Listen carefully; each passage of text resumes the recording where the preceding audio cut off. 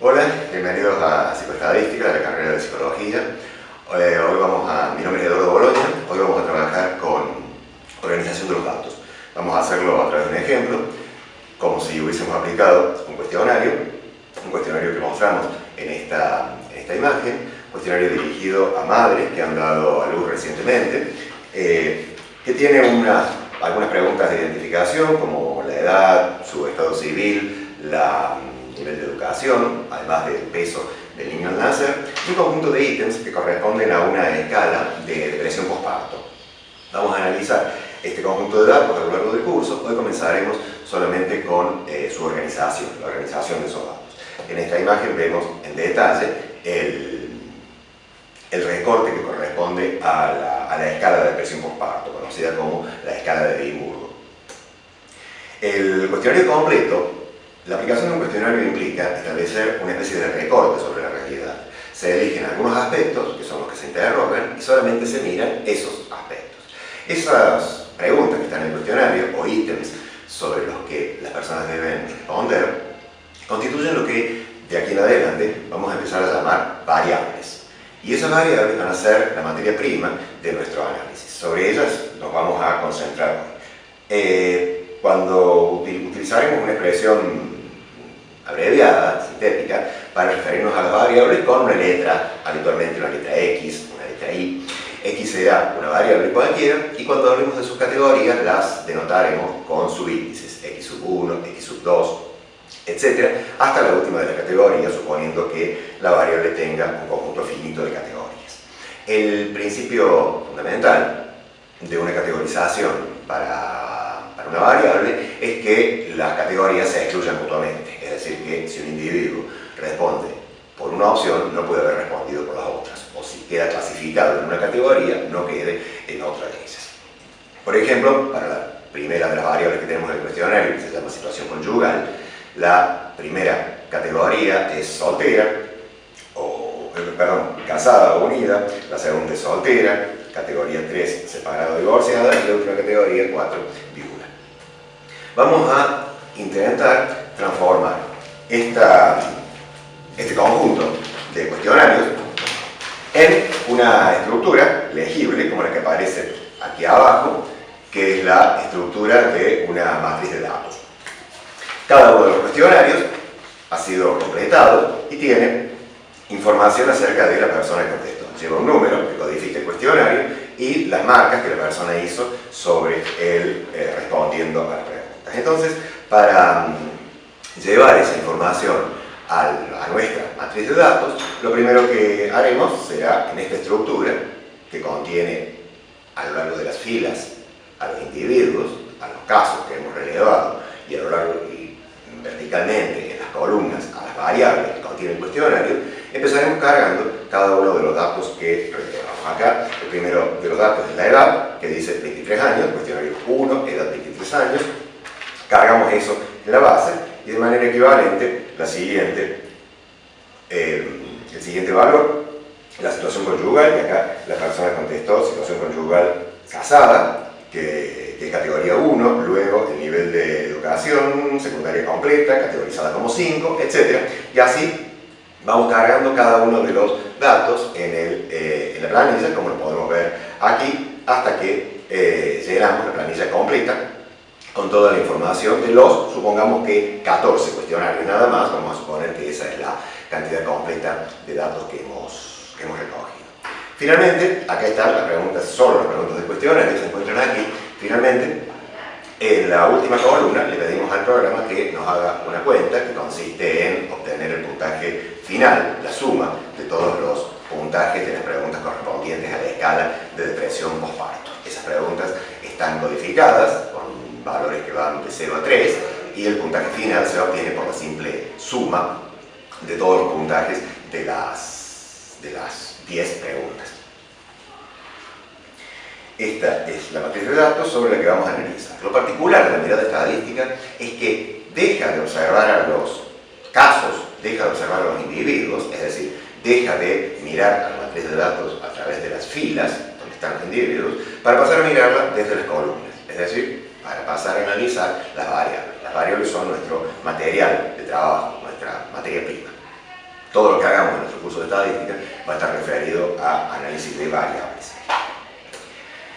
La primera operación que vamos a hacer sobre la base va a consistir en contar, simplemente mirando desde la columna, en particular desde la columna de situación conyugal, vamos a contar la cantidad de veces que sucede cada una de las categorías, cada vez que cada uno de los números que han aparecido, cuántas veces está cada uno. Acá podemos contar que el número 1, que corresponde a la categoría casada o unida, está 6 veces, el número 2 está 4 veces, etc. Y acá vemos en esta imagen el resumen de eso, el resumen de ese recuento.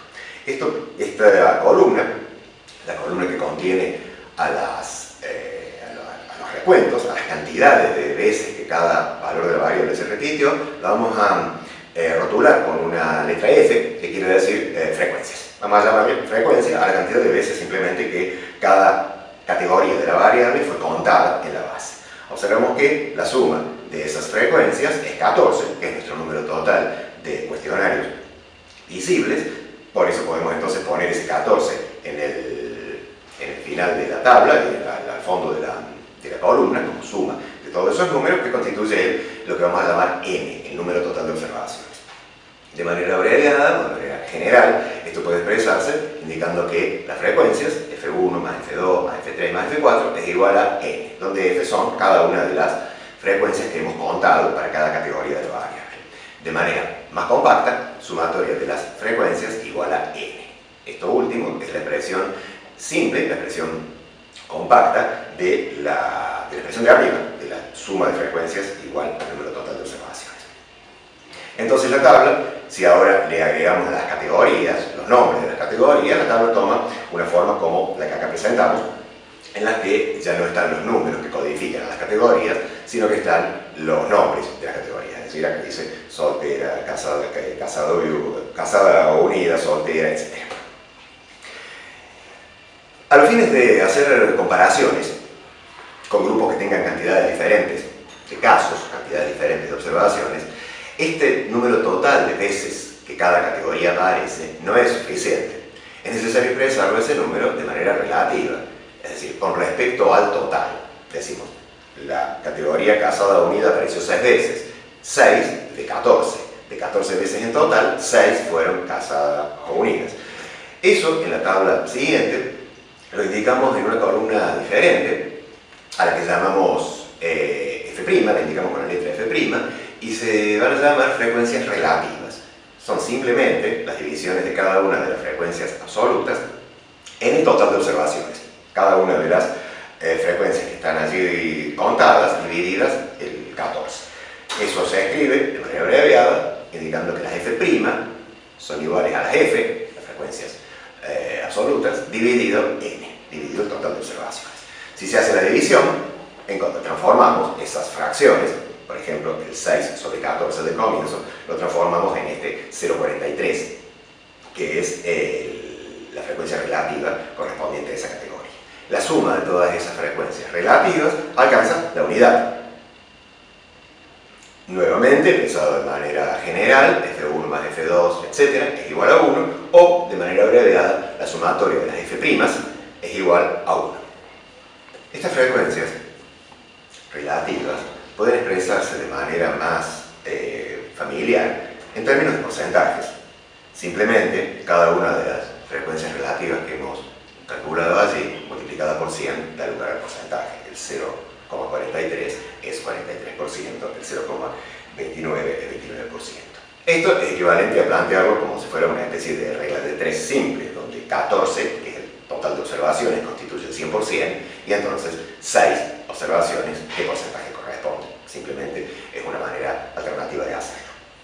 Finalmente, entonces, la tabla nos queda presentada de esta forma, ya con un título, con la fuente indicada, en la que ponemos las categorías de la variable, las frecuencias absolutas y también las frecuencias relativas.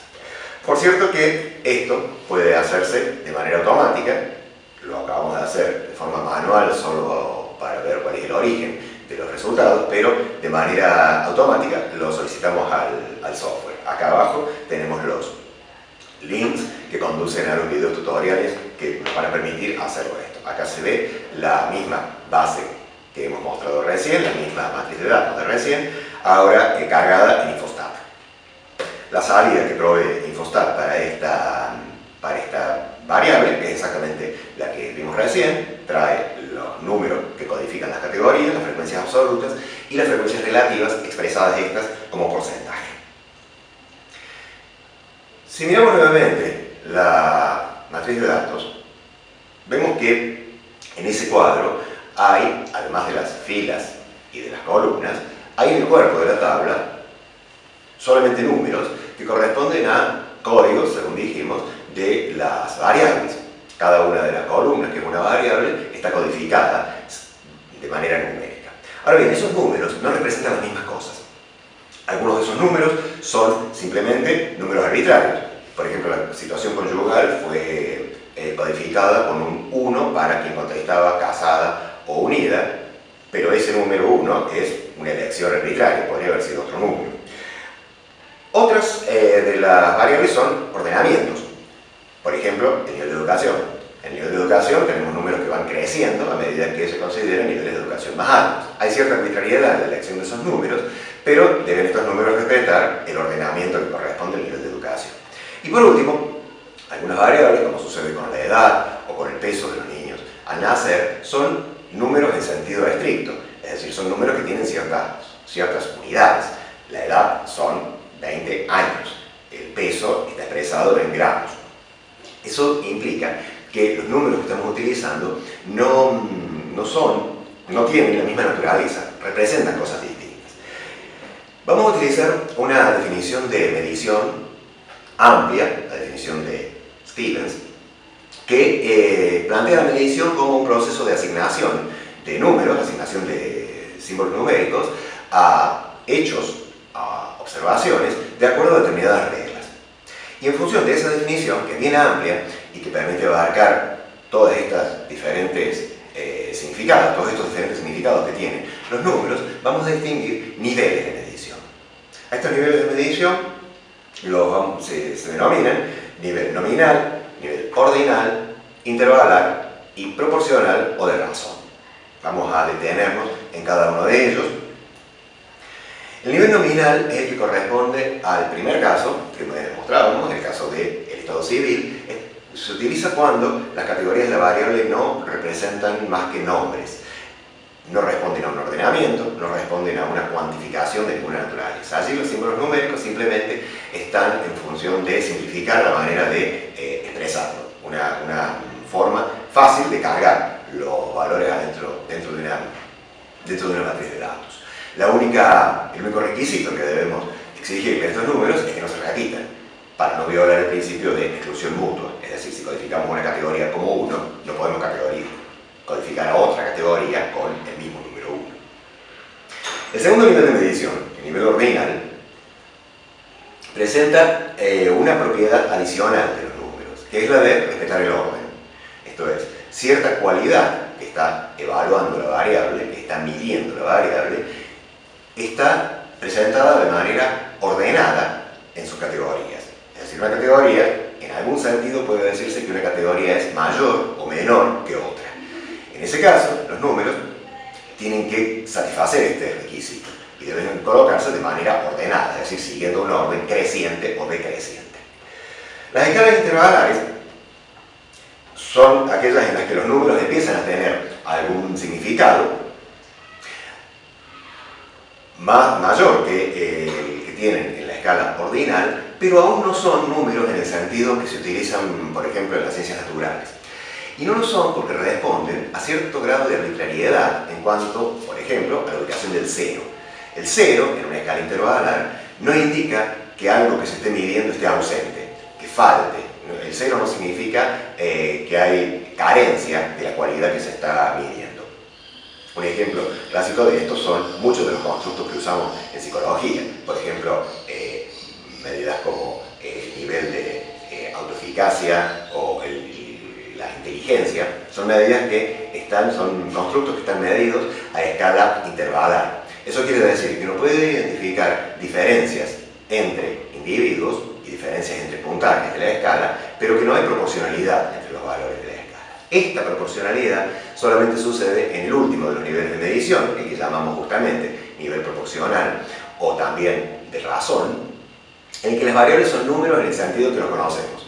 Cuando dice 0 quiere decir nada, cuando dice 4 quiere decir el doble de 2. Se pueden establecer relaciones de proporcionalidad entre los valores de la variable. En esos casos tenemos todas las medidas que respondan a alguna unidad, por ejemplo el tiempo para completar una tarea, o el peso, como en este ejemplo, el peso de los niños al nacer, la estatura de las personas, etc. Todas esas medidas están evaluadas a nivel proporcional. Allí es donde todas las propiedades de los números tienen validez. En las demás escalas, lo vamos a ver más adelante, las operaciones que están autorizadas son algunas, están restringidas. Según el nivel de medición son las operaciones que pueden hacerse y en consecuencia eso va a influir en la profundidad de los análisis que podemos hacer. Hay una distinción importante para hacer en el nivel proporcional, que es entre variables cuyas categorías saltan de un valor al siguiente, como puede ser la edad, 20 años, 21 años, 22 años, a variables cuyas categorías tienen un cambio continuo, como por ejemplo el peso de los niños al nacer. El peso de los niños al nacer puede ser de 2.875 gramos, 2.875,3 gramos, etc. Admite una infinidad de valores que no sucede con las edades. Con las edades los valores van tomándose valores exclusivamente discretos. Solamente en las edades se admiten valores enteros, si estamos hablando de la edad expresada en años cumplidos. Eso hace la distinción entre variables discretas y variables continuas y tiene consecuencias en la manera en que presentamos las tablas. Por ejemplo, en una variable discreta como la edad de las madres, acá tenemos una tabla, la salida infostat, la distribución de frecuencia. Están todas las edades. Podemos ver que no es cómoda de leer porque hay una dispersión muy grande de edades. Hay varios valores de edad y hay pocos casos en cada uno de esos valores. Es más conveniente presentarla a la tabla como lo muestra la salida de la derecha, en la que las categorías están agrupadas. Hay conjuntos de valores dentro de cada una de las categorías y está reducido el espectro de variación de la variable de edades a solamente 4 categorías. Esto, que lo hacemos en este caso por comodidad, porque nos resulta demasiado larga una tabla que contiene tantas categorías para la edad y sobre todo que contiene pocos casos en cada categoría, es obligatorio de ser hecho cuando trabajamos con una variable continua. Acá solo tenemos 14 casos, en este ejemplo, de los pesos al nacer. Estos pesos, podemos ver acá que no hay dos pesos que sean idénticos. Cada niño ha nacido con un peso diferente, porque las diferencias son muy pequeñas. Entonces, presentar una tabla de esta forma es muy poco informativo, no cumple con su función de resumirlos a los datos. Cuando se trata de una variable cuantitativa continua, o una variable de escala proporcional continua, es indispensable construir un escalamiento, construir intervalos que reúnan los valores de la variable, porque como vemos en este ejemplo, el peso de los niños al nacer es tal que cada niño tiene un peso diferente. Las diferencias entre ellos son muy pequeñas y sin embargo dan lugar a una categoría distinta. Entonces una tabla como esta es muy poco informativa. Es necesario transformarla, como la de la derecha, en este caso lo hemos hecho en 5 categorías, categorías de peso, intervalos de peso. Con eso, la variable original pierde su carácter proporcional, cuantitativo, y se transforma en una variable ordinal. Tiene esas 5 categorías que están solamente ordenadas. No podemos decir que la categoría 4 sea el doble de la categoría 2. Sí están ordenadas entre sí.